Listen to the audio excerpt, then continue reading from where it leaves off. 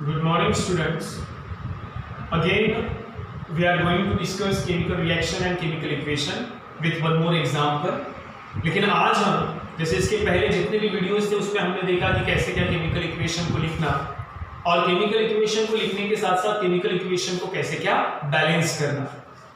जब भी हम बैलेंसिंग ऑफ केमिकल इक्वेशन की बात करते हैं तो उसके दो अलग अलग मेथड्स होते हैं।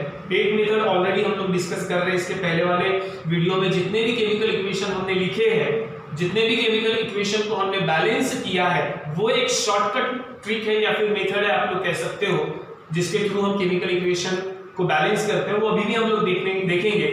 और साथ ही साथ एक और मेथड होती है जिसके थ्रू केमिकल इक्वेशन को बैलेंस किया जाता है, जिसको कहा जाता है balancing the chemical equation in step wise manner. दो तरीके होते हैं, याद रखिए। जब तक एग्जाम में या क्वेश्चन में ये लिख कर ना आए balance the chemical equation in step wise manner, तब तक आपको स्टेप वाइज वाली जो मेथड है वो यूज करनी ही नहीं है। ठीक है, मैंने क्या कहा? Step wise manner. ये वर्ड जब तक आता नहीं तब तक आपको वो मेथड लगानी ही नहीं है जो मैं आपको बताऊंगा। ठीक है, लेकिन सबसे पहले इसके पहले जिस तरीके से हमने केमिकल इक्वेशन को बैलेंस किया, एक और एग्जांपल के साथ हम लोग को डिस्कस कर लेते हैं। एक एग्जांपल आप लोग को यहां पर देखने के लिए मिलेगा व्हाइट बोर्ड पे। मैंने ऑलरेडी यहां पर लिख कर रखा हूं, calcium metal react with dilute hydrochloric acid. ये हमारे पास रिएक्शन है, ये हमारा स्टेटमेंट है। फिर से पहले वही बात, स्टेटमेंट जब भी आता है तो पहले ये देखो कि कितने एलिमेंट्स या कंपाउंड उस स्टेटमेंट में है। तो एक है हमारे पास कैल्शियम मेटल, एक हो गया, और एक है हमारे पास हाइड्रोक्लोरिक एसिड। ऐसी दो, एक एलिमेंट है कैल्शियम और हाइड्रोक्लोरिक एसिड, ये हमारे पास कंपाउंड है। तो कैल्शियम के लिए आप लोग क्या लिखेंगे? Ca। हाइड्रोक्लोरिक एसिड के लिए आप क्या लिखेंगे? HCl। ये हो गया आपका रिएक्टेंट तैयार हो गया। अब रिएक्टेंट तैयार हो गया तो आपको प्रोडक्ट तैयार करना है। तो H को आप कंसीडर करेंगे A, Cl को आप कंसीडर करेंगे B, और यहां पे Ca को आपको कंसीडर करना पड़ेगा A, राइट? क्योंकि Ca के साथ और कोई दूसरा एलिमेंट है क्या? नहीं है।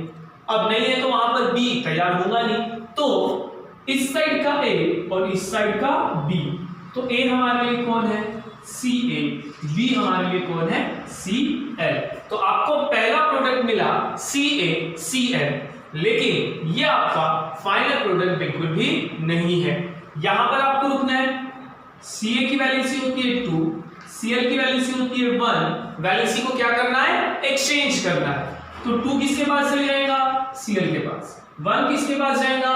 Ca के पास। लेकिन 1 को शो करने की जरूरत नहीं है, तो ये आपको मिल गया CaCl2 प्लस। अब मैंने प्लस क्यों लगाया? प्लस मैंने इसलिए लगाया क्योंकि अब भी मेरे पास A बचा हुआ है। A का मतलब कौन है? H मेरे पास बचा हुआ है, तो ये मैंने लिखा H। और इसके पहले भी रिएक्शंस में हमने ये देखा कि जो H होता है, H for hydrogen, hydrogen is the most reactive element in modern periodic table. सभी एलिमेंट्स में से हाइड्रोजन ये बहुत ही ज्यादा रिएक्टिव एलिमेंट होता है। हाइड्रोजन कभी भी अकेला नहीं रह सकता, हाइड्रोजन खुद के साथ रिएक्ट करता है, और रिएक्ट करने के बाद क्या तैयार करता है? H2 which is hydrogen gas. So these are the final product of this chemical equation. अब हम इस इक्वेशन को बैलेंस करना शुरू करेंगे। और मैंने क्या कहा था आपको कि आप केमिकल इक्वेशन उस एलिमेंट से आप बैलेंस करना शुरू करेंगे जिस एलिमेंट के पास सबसे ज्यादा नंबर ऑफ एटम हो। तो सबसे बड़ा नंबर कौन सा है? सबसे बड़ा नंबर है 2। Cl के पास भी है, H के पास भी है। अब तो दोनों के पास सेम हो गया ना।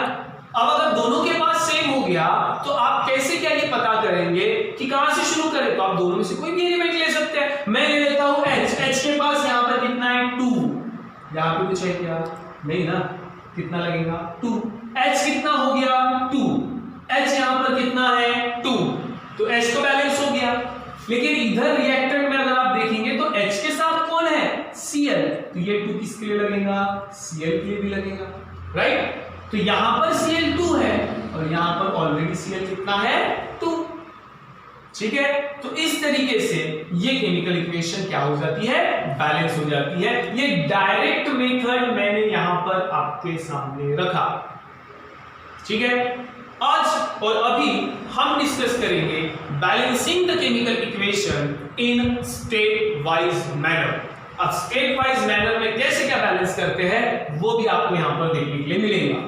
ठीक है, फिर से एक बार अब आपने करना क्या है, केमिकल इक्वेशन लिखना है।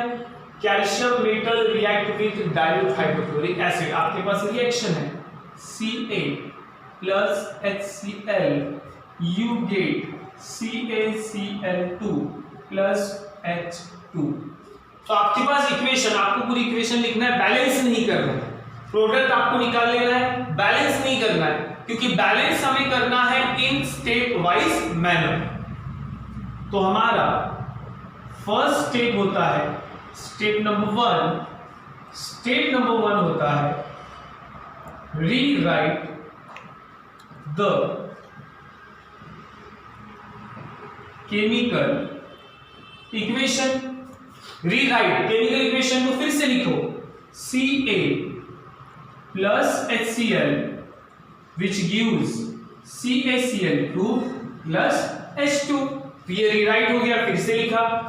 ये हमेशा हर एक इक्वेशन का ये स्टेप नंबर वन कॉमन ही रहेगा, रीराइट द केमिकल इक्वेशन। जो भी केमिकल इक्वेशन होगी उस केमिकल इक्वेशन को फिर से लिख लेना। अब हम बात करते हैं स्टेप नंबर 2 की।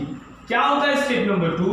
स्टेप नंबर 2 होता है count the number of atoms from both side. Reactant side जो होता है आपका रिएक्टेंट वो आपका होता है LHS, प्रोडक्ट साइड जो होता है वो आपका होता है RHS। Left hand side, right hand side. Count the number of atom from both side बोला है, उसके लिए फिर से एक बार रिएक्शन लिखो, Ca plus HCl which gives CaCl2 plus H2। अब काउंट करना है ना आपको, तो काउंट करना है तो उसके लिए टेबल बना लो, एलिमेंट, फिर लिखो LHS, फिर लिखेंगे आप RHS। लिख दिया आपने। अब देखो इस पूरे इक्वेशन में कितने एलिमेंट है। सबसे पहला एलिमेंट है Ca, फिर और एक एलिमेंट है जिसका नाम है H, और एक एलिमेंट है जिसका नाम है Cl। ऐसे 3 एलिमेंट्स हैं। अब काउंट करो, Ca यहां पर कुछ है क्या? नहीं मतलब कितना? 1। RHS मतलब प्रोडक्ट साइड, Ca कुछ है क्या? नहीं, 1। H इधर कुछ है क्या? नहीं, H इधर कितना है? 2। Cl इधर कितना है? 1। Cl कितना है? 2। तो जैसे ही आप काउंटिंग करते हैं तो आप टेबल को देख सकते हो, टेबल से आपको ये क्लियरली समझ में आ जाता है कि Ca तो 1 है, LHS RHS दोनों साइड बराबर है, मतलब वो बैलेंस। H LHS साइड में कितना है? 1, RHS में कितना है? 2, बैलेंस है क्या? नहीं है। Cl LHS में कितना है? 1, RHS में कितना है? 2, मतलब ये भी बैलेंस नहीं है। तो आपको 2 एलिमेंट को बैलेंस करना है, एक है H, एक है Cl। ठीक है, तो ये स्टेप नंबर 1 और ये स्टेप नंबर 2। अब हम बढ़ेंगे स्टेप नंबर 3 के ऊपर।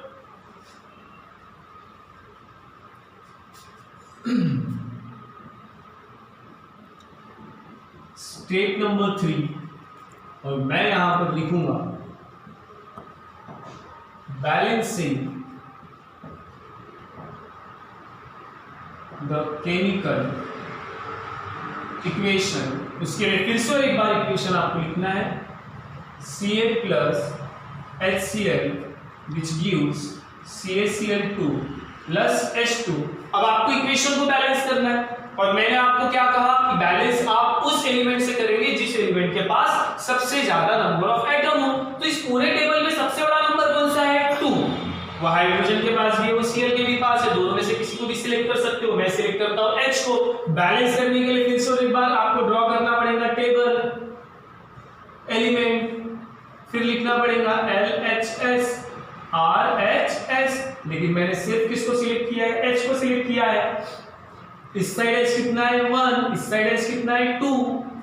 अब 2 को तो 1 नहीं कर सकते, लेकिन 1 को क्या करना पड़ेगा? 2। तो ऐसे कौन से नंबर से मैं इसे मल्टीप्लाई करूं तो मेरा आंसर 2 आएगा? 2 से ही करना पड़ेगा ना 1 को।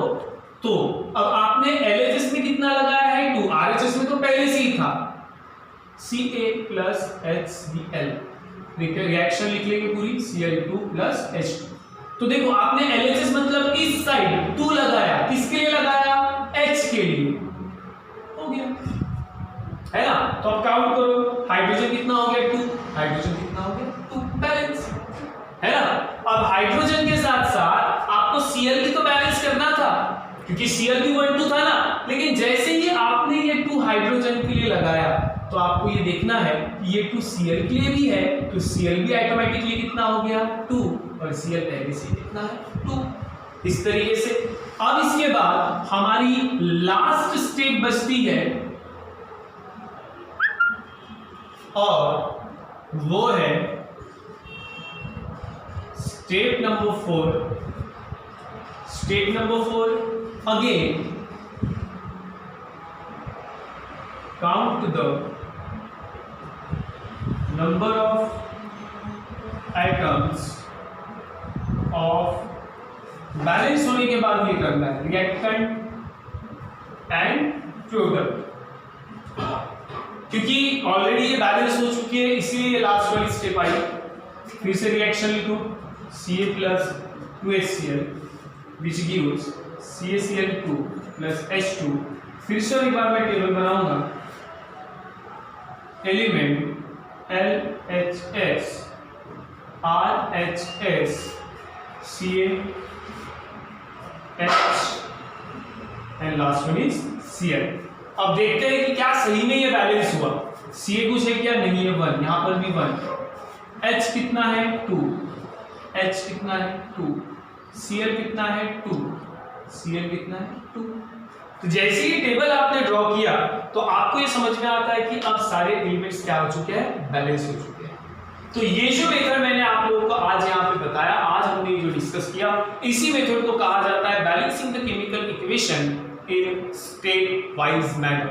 ये पहला ही एग्जांपल था, इस एग्जांपल को आप घर में प्रैक्टिस करें। और भी इसके अलग अलग एग्जांपल है, याद रखिए कोई भी इक्वेशन स्टेप 4 पे ही खत्म नहीं होगी, जितना ज्यादा बैलेंस करना पड़ेगा उतने ही ज्यादा नंबर ऑफ स्टेप्स भी बढ़ सकते हैं। It depend on chemical equation, ठीक है। तो आप ये घर में प्रैक्टिस करें, नए इक्वेशन के साथ, नए एग्जांपल के साथ कल हम फिर मिलेंगे। Thank you.